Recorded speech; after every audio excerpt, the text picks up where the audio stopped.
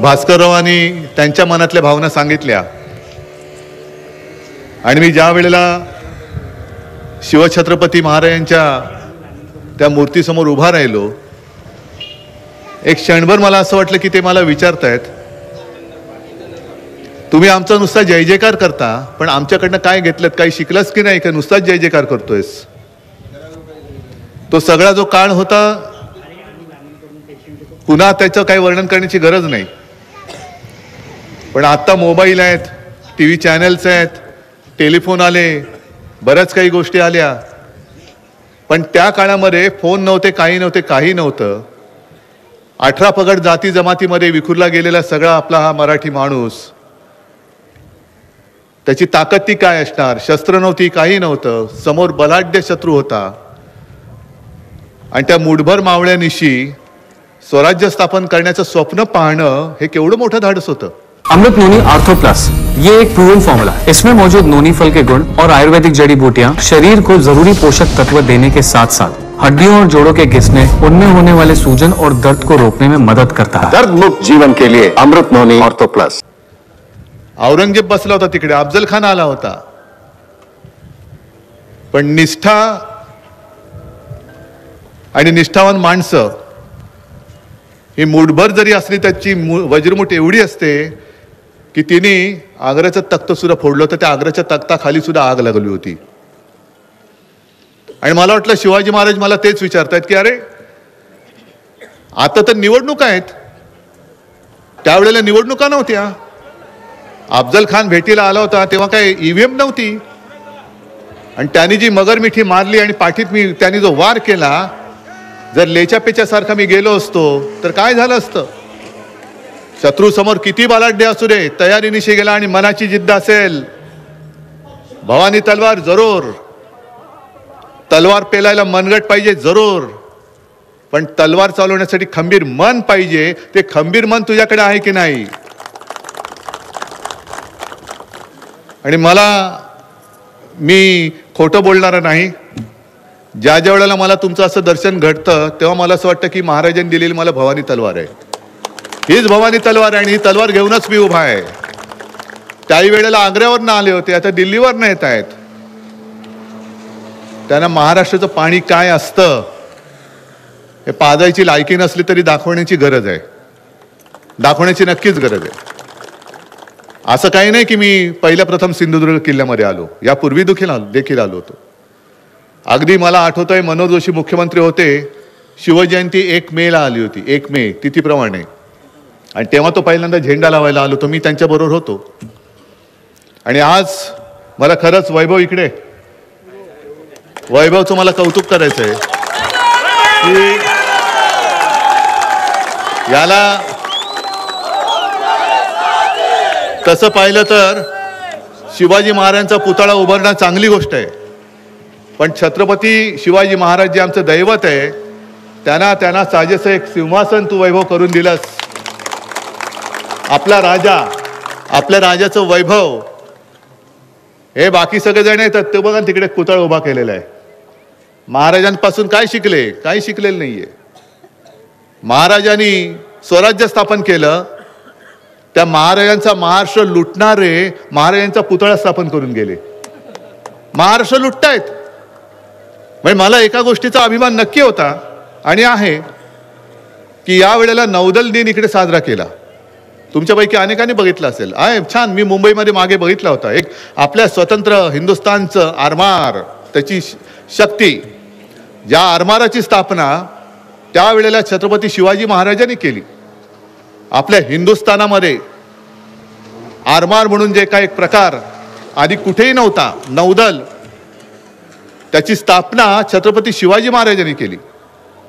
आणि त्यांची आठवण म्हणून प्रधानमंत्री इकडे आले, त्यांनी पुतळा तिकडे बसवला. पण एवढे आल्यानंतर मंदिरात जाऊन आशीर्वाद घ्यायचं विसरले. मी आशीर्वादच घ्यायला आलो, तुम्ही द्यायला काही आलो नाही. मी एवढा कोणी मोठा नाही. आम्ही महाराजांना काय देऊ शकतो. जर महाराज नसते तर आपला जन्म तरी झाला असता का, आपण राहिलो तरी असतो का, आणि ते राम मंदिर तरी होऊ शकलं असतं का. मग महाराजांना आम्ही देणारे कोण आहोत? आम्ही महाराजांकडनं जे जे काही घेता येणं शक्य असेल ते एक कण म्हणतात ना, त्याचं शौर्याचा एक अंश दे, तुझं त्याच्या तेजाचा एक अंश दे, शौर्याचा एक अंश दे, एक कण दे. तो महाराजांकडनं एक अंशाचा एक कण जरी घेतला ना तरी आपण या हुकुमशाह्या गाडून टाकू शकतो. एवढी ताकद त्या कणामध्ये, अंशामध्ये, तेजामध्ये. आणि विनायकजी तुम्ही बोललात ते बरोबर आहे. मी त्यावेळेला मुख्यमंत्री म्हणून काय काय केलं हे माझ्यापेक्षा तुम्हाला माहिती आहे. संकट आलं होतं, मग ते चक्रीवादळ या किनारपट्टीवरूनच गेली. नुकसान कुठे कुठे किती कसं झालं हेही मी काय पुन्हा सांगत बसत नाही, पण तेव्हाही मी इथे आलो होतो. चिपळूणला सुद्धा भास्करराव, तुम्ही आणि आम्ही, आपण सगळे त्या बाजारपेठेतून फिरलो होतो. पुराच्या वेळेला पूर आला होता, सगळं तळमजला पूर्ण चिखलाने भरून गेला होता. करोनाचा काळ होता आणि एक प्रसंग, एक घटना हृदयाला चटका लावून गेली. ती म्हणजे चिपळूणमध्ये बाजारपेठेच्या तिकडे एका हॉस्पिटलमध्ये पहिल्या मजल्यावरती 9 माणसं दगावली होती. ऑक्सिजन मिळाला नाही. ऑक्सिजन का मिळाला नाही? ऑक्सिजन नव्हता म्हणून नाही, ऑक्सिजन होता, पण वीज पुरवठा खंडित झाला म्हणून ते गेले. वीज पुरवठा खंडित झाला आणि जे बरे होण्यासाठी रुग्ण विश्वासाने आले होते त्या हॉस्पिटलमध्ये, त्यांना प्राण गमवावे लागले. अजूनही तो हृदयाला चटका लावून गेलेला प्रसंग आहे. आणि त्याच सुमारास मी निर्णय घेतला, सगळ्यांना बोलवलं, MSCB वाले आले, सगळे आले. त्यांना विचारलं काय करता येईल, कायमस्वरूपी काय करता येईल, कारण हा किनारपट्टीचा भाग आहे. आणि गेल्या काही वर्षामध्ये ही वादळं आपल्याच किनारपट्टीवरती धडकत आहेत. कुठे रायगडमध्ये आलं, कुठे आणखीन कुठे आलं. समजा धडकलं नाही तर एक फटका देऊन तर जातच. वृक्ष उन्मळून पडतात. मोठमोठे वृक्ष उन्मळून पडलेले मी बघितलेले आहेत. 40-40, 50-50, 100 वर्षाचे वृक्ष उन्मळून पडले. मग त्यांनी मला सांगितलं की साहेब, भूमिगत ज्या वीज तारा ज्या आहेत त्या भूमिगत केल्या तर किती मोठं वादळ आलं तर वीज प्रवाह खंडित होणार नाही. म्हटलं ताबडतोब सुरू करा, ताबडतोब सुरू करा आणि त्याला जेवढा निधी लागेल तेवढा तत्काळ मंजुरी द्या. आणि मी त्याला मंजुरी दिली आणि काम करायला सुरुवात केली. नंतर ज्या कलेक्टर बरोबर मी बोलत होतो, मला वाटतं त्यावेळेला इकडे त्या मंजुलक्ष्मीबाई होत्या. संपूर्ण किनारपट्टीचे जेवढे कलेक्टर होते त्यांना सुद्धा सांगितलं की काही वेळेला धोकादायक जे भाग असतात तिथल्या नागरिकांना हलवावं लागतं.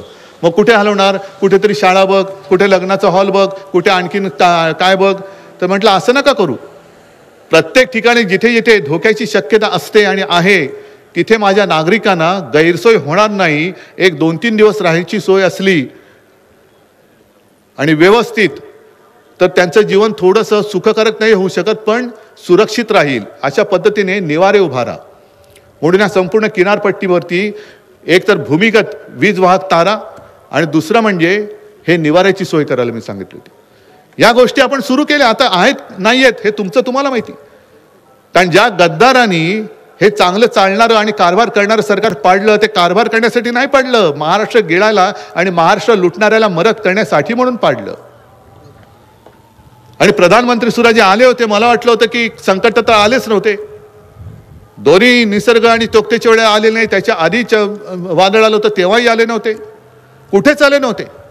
अचानक त्यांना आठवण झाली की अरे, छत्रपती शिवाजी महाराज नावाची एक मोठी व्यक्ती आपल्या देशात होऊन गेली आणि त्यांनी आरमाराची स्थापना केली. मग हा सिंधुदुर्ग जो मतदारसंघ आहे तो जिंकायचा असेल तर छत्रपती शिवाजी महाराजांचं काहीतरी केलं तर मतं देऊ शकतात.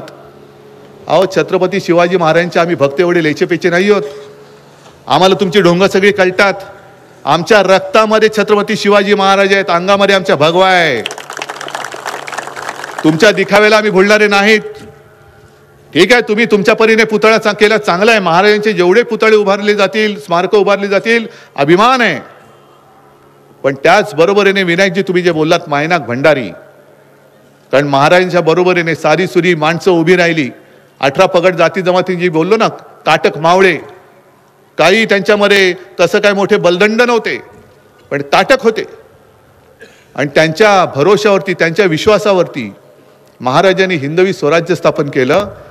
त्या एक त्यांच्या शिलेदाराचं, त्यांच्या सोबत्यांचं, साथीदारांचं, त्यांचं सुद्धा पूजन हे आपण केलंच पाहिजे. कारण महाराज तर आपण होऊच शकत नाही. कित्येक लाखो जन्म घेतले तरी आम्ही महाराज होऊच शकत नाही. निदान मावळ्यांच्या बरोबरींची सुद्धा आम्ही होऊ शकत नाही. पण मावळ्यांसारखं आणि त्यांच्यापासून काहीतरी प्रेरणा घेऊन पुढे जर का आयुष्य जगू शकलो तरी मी म्हणेन आपण मोठ्या आपल्या आयुष्याची कमाई राहील. आणि मला खात्री आहे, मी मुख्यमंत्री तेव्हाही व्हायचं माझं स्वप्न नव्हतं, पण एक जरूर की आता ज्या गद्दारांनी आपलं सरकार पाडलं, मी त्यांच्या नाकावर टिचून पुन्हा माझ्या शिवसेनेचा मुख्यमंत्री करून दाखवणार म्हणजे दाखवणारच. आणि एवढंच नाही तर आता येणारी पहिली जी लोकसभा आहे तिकडे सुद्धा मी भारतीय जनता पक्षाला दाखवणार आहे की तुम्ही भगव्यामध्ये छेद करण्याचं पाप केलेलं आहात. जो छत्रपती शिवाजी महाराजांचा भगवा आहे, लाखो हजारो वर्षाची त्याची परंपरा आहे, त्या भगव्याला तुम्ही डाग लावलात. तुम्हाला आता आमचा छत्रपती शिवाजी महाराजांचा खरा भगवा काय असतो तो तिथे लाल किल्ल्यावरती पुन्हा फडकून मी दाखवतो. यावेळेला यांचा बोगस फडकं तिकडे फडकू द्यायचं नाही, अजिबात नाही. तो भगवा म्हणजे भगवा नाही, तो त्यांचा बुरखा आहे. पण इकडे आल्यानंतर जसं सिंधुदुर्ग किल्ल्याचं एक दर्शन घडतं तसंच या परिसरामध्ये बघू आपण जागा कोणती. इकडे धोत्राचा एक तो आहे, इकडे मला वाटतं पद्मगड आहे, इकडे कुठे एक मायनाक भंडारींचं छत्रपती शिवाजी महाराजांना साजेल असं स्मारक आपण करून दाखवल्याशिवाय राहायचं नाही, हे वचन मी तुम्हाला आज देतोय. बाकी गोष्टी मी जेव्हा निवडणुकीच्या वेळेला येईन तेव्हा बोलेन. पण मला असं वाटतं वैभव, तुझ्यावरती सगळ्यांनी विश्वास ठेवलेला आहे ना. आणि मगाच्या 2 वेळेला असंच माझा संवाद होता, तेव्हा तुम्ही विनायक राऊत आणि वैभवला निवडून नसतं दिलं तर इकडे संपूर्ण गुंडागर्दी आणि गँगवॉर झालं असतं, जे काल परवाकडे कल्याणमध्ये घडलं. म्हणजे सत्ताधारी पक्षामध्ये आता गँगवॉर सुरू झालेलं आहे. मिंदे गँग आणि फडणवीस गँग, 2 गँग. आणि पोलीस स्टेशनमध्ये गोळीबार होतोय, पोलीस हतबल झाले. म्हणजे कायदा आमच्या रक्षणासाठी आहे, तो कायद्यात जर का हतबल झाला असेल तर मग अशा गणपत गायकवाड उभे राहिले तर दोष कोणाला द्यायचा. मी गणपत गायकवाडची बाजू नाही घेत, पण गणपत गायकवाडने जे स्टेटमेंट केलंय त्यांनी सांगितलंच नाही की त्यांनी गोळ्या झाडल्या. पण एक लक्षात घ्या, तिकडे काय घडलं याचं सीसीटीव्ही फुटेज कोणी मागितलं होतं, ते खरं कोर्टात द्यावं लागतं. किती तत्परतेने पोलीस स्टेशनमध्ये त्यांनी गोळ्या कशा घातल्या त्याचं सीसीटीव्ही फुटेज बाहेर आलं. कोणी आणलं असेल. पण हे सीसीटीव्ही फुटेज जसं तुम्ही जनतेसमोर आणलं आणि तुम्ही सांगताय की जसा गणपत गायकवाड हा गुंड आहे, हा मारेकरी आहे, त्यांनी स्वतःच मान्य केले. पण मान्य करताना तो जे बोललाय त्यांनी सांगितलं मिंध्यामुळे मला गुंडगिरी करावी लागली. मिंदे बसलाय, तो जोपर्यंत मुख्यमंत्री असतील, शिंदे जोपर्यंत मुख्यमंत्री असतील तोपर्यंत या राज्यामध्ये महाराष्ट्रामध्ये गुंडांची पैदास होईल. हे भारतीय जनता पक्षाच्या आमदाराचं वक्तव्य आहे, आमदाराचं वक्तव्य. आणि त्याही पलीकडे जाऊन आता काल परवाकडे हेमंत सोरेनना अटक झाली, आता अरविंद केजरीवाल याच्या मागे लागलेत. घोटाळा घोटाळा घोटाळा. मग त्यांना जर का अटक होत असेल तर गणपत गायकवाडने जे दुसरं स्टेटमेंट केले की त्यांचे करोडो रुपये मिंध्यांकडे आहेत, त्याची चौकशी होणार आहे की होणार नाही, का चौकशी न करता क्लीन चिट ये मेरी मोदी गॅरंटी आहे हे आम्हाला आता कळेल. आहे ना. 50 खोके तर गिळलेच, पण आता जे दिसेल ते खाऊ. जे तुम्ही इकडे सिंधुदुर्गात बघितलं आणि वेळेवर तुम्हाला मी खरंच धन्यवाद देतो. आणि मी मनापासून सांगतोय की मी इथून जे आता सुरुवात केलेले संपूर्ण महाराष्ट्रभर फिरणार आहे आणि महाराष्ट्राला सांगणार की काळजी करू नका, जर जनता एकवटली तर गुंड गाडला जाऊ शकतो. हे सिंधुदुर्गकरांनी दाखवून दिलेलं आहे. गुंड किती असला,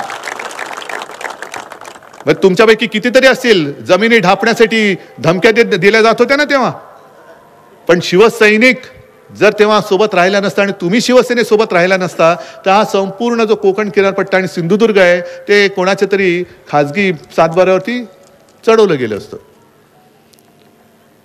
ही आता सुरुवात झालेली आहे.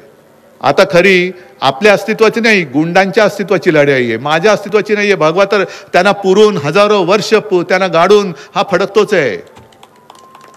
फक्त एक लक्षात घ्या की इतिहास हा बघत असतो.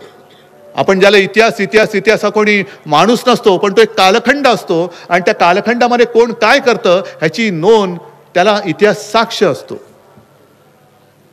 आणि अफजल खान ज्या वेळेला चालून आला होता त्यावेळेला तुम्ही इथे बाबासाहेब पुरंदरेंचा जाणता राजा बघितला असेल ना, बघितलं की नाही. त्याच्यामध्ये तो एक प्रसंग आहे. कान्होजी जेदे नाईक ते महाराजांकडे येतात लगबगीने आणि महाराष्ट्राला विचारतात कान्होजी का आलात. त्यांनी सांगितलं अफजल खान येतोय. मग नाही एकदम खूप मोठ्या फौज फाटा घेऊन येतोय आपल्या सगळ्या शिलेदारांना, सुभेदारांना आणि सगळ्यांना पत्र पाठवलेत. हे बघा, मला पण आलेलं आहे पत्र की गप गुमान आम्हाला येऊन सामील हो, नाहीतर मुलाबाळांसकट कापला जाशील. मग तुम्ही काय ठरवलं? आलास तर तुला वतनदारी मिळेल, सुभेदार होशील, आणखीन काही होशील, आमदार होशील, खासदार होशील, मंत्री होशील, उपमुख्यमंत्री, मुख्यमंत्री होशील. मग महाराज म्हणाले मग काय, जा की त्याच्याकडे, तुम्ही सगळे सुखरूप राहाल, आमचे सगळे सोयरे सुद्धा गेलेले आहेत, तुम्ही पण जा. आणि तेव्हा कान्होजी जे भडकले ते म्हणाले, महाराज ही 5 पोरं मी घेऊन आलेलो आहे तुमच्या चरणी वाहून टाकायला. आणि त्यांनी तिकडे लोटा होता त्याचं पाणी घेऊन त्यांच्या पायावर सोडलं. हे सोडलं पाणी मी माझ्या घरदारावर, हे सोडलं पाणी मी माझ्या मुलाबाळावर, पण जोपर्यंत जीवात जीव आहे तोपर्यंत मी माझ्या भगव्याची आणि माझ्या या शिवरायाची साथ मी सोडणार नाही. आता हे तुम्ही ठरवायचंय. कान्होजी जे नाईक म्हटल्यानंतर त्यांचं नाव घेताना अभिमानाने ऊर भरून येतो, पण त्याचबरोबर खंडोजी खोपडा म्हटल्यानंतर साला गद्दार नाव राहतं, पण गद्दार म्हणून राहतं आणि निष्ठावान म्हणून राहतं. आपलं नाव इतिहासात काय कोरलं जाणार आहे, कसं कोरलं पाहिजे हे स्वतःची ठरवण्याची आता वेळ आलेली आहे. आज कोणी झाले असतील मंत्री आणि कोण मुख्यमंत्री झाले असतील, मिळाली असेल त्यांना काही वतनदारी, 50 खोके मिळाले असतील, पण जेव्हा तुमची खुर्ची जाईल आणि लोकांमध्ये फिराल तेव्हा तुम्हाला सगळ्यांना हे बघा गद्दार आला, हा बघा गद्दार आला, हा गद्दाराचा मुलगा आला, ह्या गद्दार आला. आणि तुम्ही जेव्हा फिराल तेव्हा हा बघ माझा शिवसैनिक आला, हा बघ माझा शिवसैनिक आला. आणि ती निष्ठा हीच मला वाटतं महाराजांनी सांगितलं असेल की उद्धव माझा आशीर्वाद तुझ्यासोबत आहे, जोपर्यंत भगव्याची निष्ठा असलेले शिवसैनिक तुझ्यासोबत आहेत तोपर्यंत दिल्लीत नका येऊ दे, आग्र्यात नका येऊ दे, किती कोणी अफजल खान आला, औरंगजेब आला, तरी विजय फक्त भगव्या आणि भगव्याचाच होईल. जय हिंद, जय महाराष्ट्र.